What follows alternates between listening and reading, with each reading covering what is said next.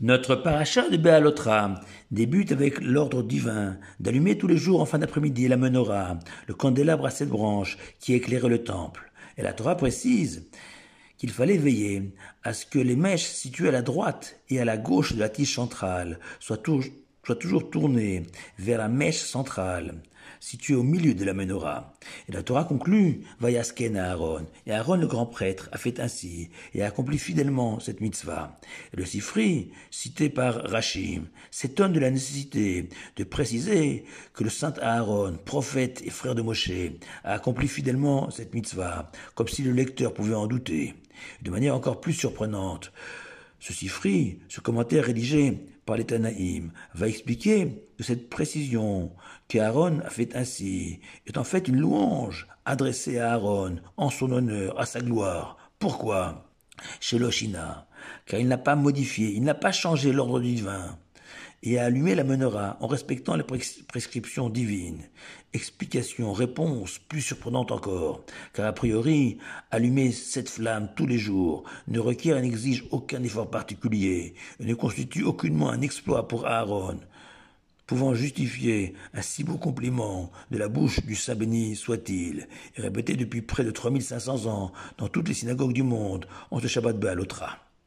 Le Ramban explique simplement ce Sifri, en rappelant que la mitzvah d'allumer la menorah n'était pas réservée au Kohen Gadol, au grand prêtre, et qu'Aaron aurait pu légalement déléguer ses enfants, par exemple, pour allumer la menorah. Il ne l'a jamais fait, jusqu'à sa mort, pour témoigner que cette mitzvah lui était chère, et c'est cet attachement à la menorah que la Torah a mis en valeur chez Aaron.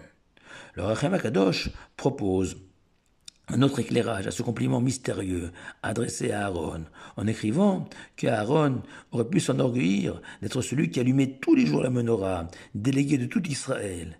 Et la Torah vient indiquer que non, que malgré l'immense honneur que constituait cet allumage, Aaron a accompli cette mitzvah uniquement en l'honneur de Dieu, sans jamais en ressentir une fierté particulière. Mais je voudrais vous proposer, chers auditeurs, une troisième explication possible de ce Sifri, en m'aidant au préalable d'une autre idée qui se dégage du Midrash Tantruma cité par Rashi au tout début de notre paracha, qui se demande pourquoi, juste après la très longue description de l'inauguration du Mishkan, du tabernacle par les princes d'Israël, qui a conclu la paracha précédente, la Torah a-t-elle enchaîné, juxtaposé, la mitzvah d'allumer la menorah. Et le Midrash Tantruma répond qu'en réalité, Aaron, en voyant pendant 12 jours de suite chaque prince offrir à Dieu des cadeaux aussi précieux que des ustensiles en or pur, en argent massif, des animaux à foison, Aaron en a été attristé, lui qui ne disposait pas d'autant de richesses à offrir. On a ressenti une certaine frustration. Alors l'Éternel est venu le rassurer, en lui révélant qu'à ses yeux, l'allumage de la menorah, au quotidien, a plus de valeur que ces montagnes de présents offerts par les princes d'Israël, signifiant ainsi à Aaron, ta mitzvah, la lumière de la menorah, symbolise la Torah, qui éclaire le monde, illumine la vie de celui qui l'étudie, et s'y conforme au quotidien. Or cette Torah est éternelle, et brillera même après que le temple sera détruit, tandis que les cadeaux offerts par les princes d'Israël, aussi somptueux soient-ils, disparaîtront avec la destruction du temple. Il n'en restera rien. Et cette mitzvah éternelle d'étudier la Torah, je te l'ai réservée à toi et à ta tribu, les Lévi'im. Et sur ce, on peut imaginer peut-être qu'Aaron a rétorqué et objecté au Tout-Puissant à la vue des richesses de ses princes. S'il te plaît Dieu, est-ce que moi aussi Aaron, en plus de la Torah et sa lumière, ne pourrais-je pas accéder à une certaine aisance matérielle, profiter moi aussi un peu de ce monde, ne pas être contraint de vivre de la mendicité et des dons prévus par la Torah en faveur des Kohanim qui consacrent leur existence au service du temple de Jérusalem et l'étude de la Torah. Et c'est alors que le Saint béni soit-il lui a répondu et lui a révélé ce secret extraordinaire. Sache Aaron, comme l'enseignent les maximes des pères, que la Torah s'acquiert et appartient seulement à ceux qui se contentent de pain avec du sel, d'un peu d'eau, dorment à même le sol, dans la peine, et consacrent leur énergie exclusivement à l'étude de la Torah. Alors, conclut Dieu à Aaron, ces personnes entièrement dévouées à la Torah seront heureux dans ce monde-ci et dans le monde futur. Mais en entendant un tel discours du Tout-Puissant, Aaron aurait pu douter de la promesse divine, être séduit, aveuglé par le monde et ses tentations, des maisons dignes de palais, des beaux voyages, des grands hôtels, des belles voitures. Comment croire, imaginer que l'étude de la Torah, souvent dans le dénuement et la dépendance à autrui, puisse procurer plus de joie et de bonheur à ces sages retirés de ce monde et de ses plaisirs. Et c'est là, cher auditeur, le sens du compliment adressé par ce Sifri à Aaron, chez Loshina. Il n'a pas changé, signifiant il n'a pas échangé son destin, le rôle que Dieu lui avait réservé dans ce monde, celui de consacrer sa vie à l'étude de la Torah, contre celui des princes d'Israël, ces hommes riches et généreux vis-à-vis du temple, mais qui profitent aussi, grâce à leur fortune, de ce monde-ci.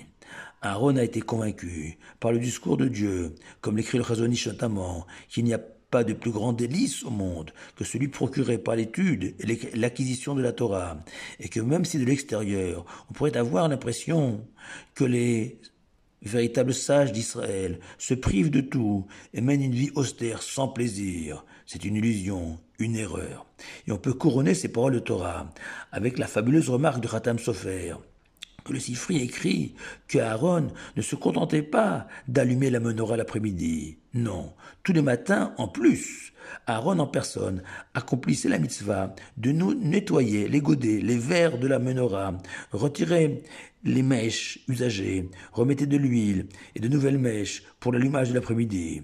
Et qu'en agissant ainsi, explique le Khatam Sofer, Aaron se privait de l'opportunité de réaliser la mitzvah de la Ketoret, c'est-à-dire brûler des encens sur le petit autel en or le matin, car Aaron était occupé à préparer la menorah.